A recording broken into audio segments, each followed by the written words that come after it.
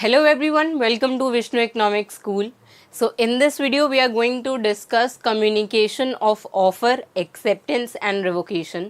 तो इसका first part जिसमें हमने सेक्शन 4 एंड 5 के अंदर first and second rule discuss कर लिया था, अब इस वीडियो में हम उसके थर्ड रूल को डिस्कस करेंगे जो सेक्शन 4 एंड 5 के अंदर है।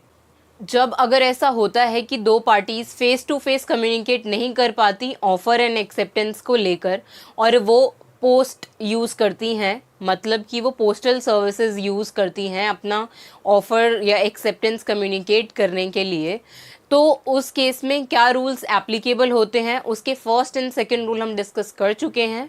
अब हम उसका थर्ड रूल डिस्कस करेंगे जिसमें कम्युनिकेशन ऑफ रेवोकेशन है कि जब कम्युनिकेट करनी होगी रेवोकेशन तो क्या क्या एप्लीकेबल होगा वो हम पढ़ेंगे इसके अंदर। तो इसमें भी दो कंस्ट्रेंट हैं जो हमने कम्युनिकेशन ऑफ एक्सेप्टेंस के अंदर भी पढ़े थे, वैसे ही इसमें भी दो कंस्ट्रेंट्स हैं। फर्स्ट कंस्ट्रेंट है as against the person who makes it, मतलब कि अब रेवोकेशन कौन कर रहा है इस केस में, जो पर्सन उसको मेक कर रहा है। मतलब अगर कोई पर्सन वो ऑफ़र मेक कर रहा है तो उसके एंड पर अगर रेवोकेशन होता है तो वो कैसे कम्युनिकेट होगा। तो मान लेते हैं एक एग्जाम्पल में अगर ए कोई भी रेवोकेशन करता है ऑफ़र का, मतलब इस केस में वो ऑफ़र दे चुका है, अब उसे अपना वही ऑफ़र जो है वो रिवोक करना है, तो ए क्या करेगा, पहले अपना जो रिवोक्ड ऑफ़र है वो उसको पोस्ट करेगा। तो ये फर्स्ट पार्ट हो गया रेवोकेशन का, मतलब कम्युनिकेशन में फर्स्ट पार्ट में ये अगर कोई ऑफ़र जो है अपना जो पहले दे चुका है उसको वो रिवोक करता है और वो उसको पोस्ट कर देता है, तो यहाँ पे फर्स्ट पार्ट कंप्लीट हो जाता है ए के एंड पर।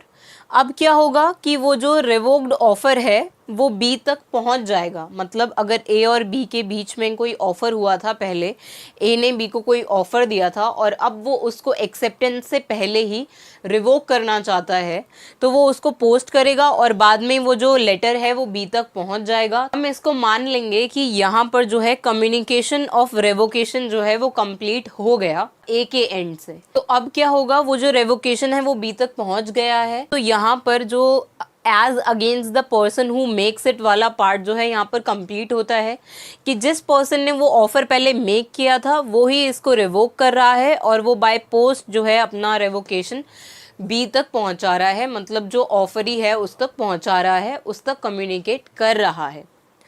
तो अब यहाँ पे हमारा फर्स्ट पार्ट कंप्लीट होता है। सेकेंड पार्ट में, बी पार्ट में, as against the person to whom it is made, मतलब अब वो पर्सन जिसके लिए वो रेवोकेशन बनाया है या वो ऑफ़र जिस पर्सन के लिए था, मतलब ऑफरी, और यहाँ पर इस केस में ऑफरी कौन है, बी वो ऑफरी है। अब वो जो रेवोकेशन है, रेवोकेशन ऑफ एक्सेप्टेंस है, वो बी के पार्ट से स्टार्ट होगा क्योंकि अब जो वो ऑफ़र है वो बी के पास है, तो इसीलिए अब बी जो है वो अपना एक्सेप्टेंस जो है वो उसे रिवोक करना चाहता है। तो अब ये प्रोसेस कैसे कंप्लीट होगा, ये भी दो पार्ट्स में कंप्लीट होगा, जैसे हमने पहले ऑफ़र के केस में रेवोकेशन ऑफ ऑफ़र के केस में किया, वैसे ही रेवोकेशन ऑफ एक्सेप्टेंस के केस में भी पहले बी जो है वो उसको ट्रांसमिट करेगा, मतलब कि अपना जो रेवोकेशन ऑफ एक्सेप्टेंस है उसको बाय पोस्ट भेजेगा, मतलब उसने ट्रांसमिट कर दिया अपना जो पोस्ट है वो अपना जो रेवोकेशन ऑफ एक्सेप्टेंस है वो।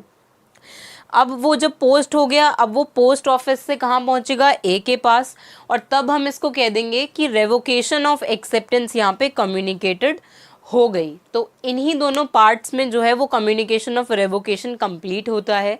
अब इन दोनों पार्ट्स में भी दो प्रोसेसेस में ये जो पूरी प्रोसेस है रेवोकेशन ऑफ ऑफ़र की और रेवोकेशन ऑफ एक्सेप्टेंस की वो कंप्लीट होती है। पहले वो पोस्ट ऑफिस जाएगा, फिर वो पोस्ट ऑफिस से जो भी रेसिपिएंट है वहाँ तक पहुँचेगा, चाहे वो रेवोकेशन ऑफ ऑफ़र हो और चाहे वो रेवोकेशन ऑफ एक्सेप्टेंस हो। तो अब ये तो हुआ कि जब कम्युनिकेशन ऑफ रेवोकेशन हो रहा है। अब नेक्स्ट केस है कि time during which N offer और एक्सेप्टेंस इज़ रिवोक्ड, कि मतलब किस टाइम ड्यूरेशन के बीच में कोई भी ऑफ़र है वो रिवोक हो सकता है या उसकी रिवोकेशन ऑफ एक्सेप्टेंस कंप्लीट हो सकती है, तो ऑफ़र की या उसकी एक्सेप्टेंस की। तो अब यहाँ पर अ प्रपोजल में be revoked any time before the communication of its acceptance is complete as against the proposer but not afterwards. अब इसका मतलब है कि जो भी कोई भी प्रपोजल जो है वो रिवोक करना चाहती है एक पार्टी, मतलब जो ऑफरर है वो अपना जो ऑफर है वो रिवोक करना चाहता है, तो वो उसको रिवोक कभी भी कर सकता है, लेकिन उसको उसकी रिवोकेशन जो है उसकी कम्युनिकेशन ऑफ एक्सेप्टेंस से पहले करनी पड़ेगी, before the communication of its acceptance is complete. मतलब ऐसा नहीं होना चाहिए कि यहाँ पर अगर एक ऑफ़र मेक करता है और बी उसको एक्सेप्ट कर लेता है, उसके बाद अब ए ऐसा बोले कि नहीं उसको वो ऑफ़र मेक करना ही नहीं था, अब वो उस ऑफ़र को रिवोक कर रहा है। तो वो ऐसा तब नहीं कर सकता जब बी उसके ऑफ़र को एक्सेप्ट कर चुका है। उसको ऐसा मतलब कि ऑफ़र को रिवोक वो तभी कर सकता है जब बी ने वो ऑफ़र एक्सेप्ट ना किया हो, मतलब बिफोर एक्सेप्टेंस इज कंप्लीट से पहले ही उसको वो ऑफ़र जो है वो रिवोक करना पड़ेगा। मतलब इस स्टेज पर ही उसको अपना जो ऑफ़र है वो रिवोक करना पड़ेगा, इससे पहले कि बी उसके ऑफ़र को एक्सेप्ट करे। और फिर एन एक्सेप्टेंस में be revoked at any time before the communication of the acceptance is complete as against the acceptor but not afterwards. अब इसका मतलब ये है, पहले हमने देख लिया कि एक प्रपोजल जो है वो किस टाइम ड्यूरेशन के बीच में जो है वो रिवोक कर सकते हैं। अब ये हमें बता रहा है कि कब एक एक्सेप्टेंस जो है वो किस टाइम ड्यूरेशन के बीच में रिवोक हो सकती है। तो एन एक्सेप्टेंस में be revoked at any time before the communication of the acceptance, मतलब कि वो अपनी एक्सेप्टेंस जो है, मतलब इस केस में जो बी है वो अपनी एक्सेप्टेंस रिवोक करेगा, तो ये तब तक रिवोक हो जानी चाहिए जब तक वो एक्सेप्टेंस ए तक पहुंचती नहीं है। मतलब कि अगर बी पहले ऐसा करता है कि वो अपनी एक्सेप्टेंस ए को भेज देता है, उसके बाद वो ऐसा कम्युनिकेट करता है कि नहीं अब वो जो एक्सेप्टेंस है वो उसको रिवोक करना चाहता है, मतलब उसका ऑफ़र जो है वो इनवैलिड मानना चाहता है, तो उस केस में बी ऐसा नहीं कर पाएगा तब जब उसकी एक्सेप्टेंस जो है वो ए तक पहुंच चुकी है। उसको अपनी एक्सेप्टेंस रिवोक तभी करनी पड़ेगी जब तक कि वो उसकी एक्सेप्टेंस जो है वो ए तक नहीं पहुंचती, उसी टाइम ड्यूरेशन के बीच में वो अपनी एक्सेप्टेंस जो है वो उसे रिवोक कर सकता है।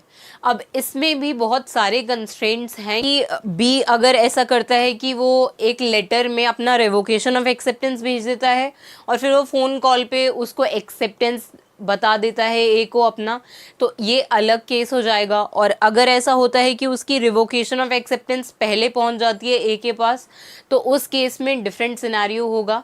तो इन सब केसेस के डिफरेंट कंस्ट्रेंट्स हम नेक्स्ट वीडियो में डिस्कस करेंगे। So that's it for this video. Thank you.